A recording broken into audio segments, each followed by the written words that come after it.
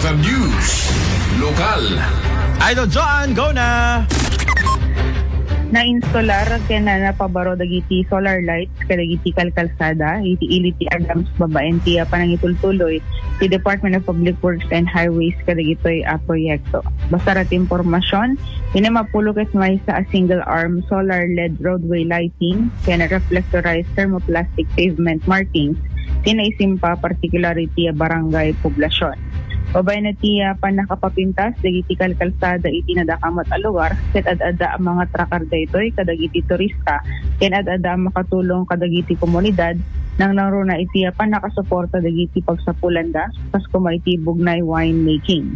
Malaksi ditiya pa nagduras, iti lokalidad ket mangted pa iti natalged, seguridad ken ad-ada nga episyente, itiya pa nagbiyahe, no adda iti nadaliman nek a kalsada, apag naana dagiti a biyahero.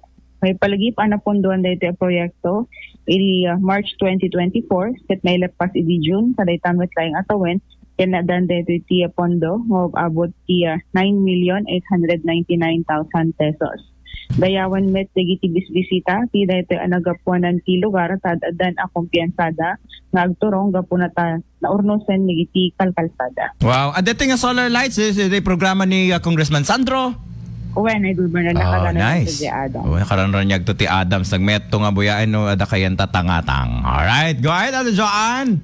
Damag iti iliti Adams kadwa 99.5 as nawag Idol John 15 tatak or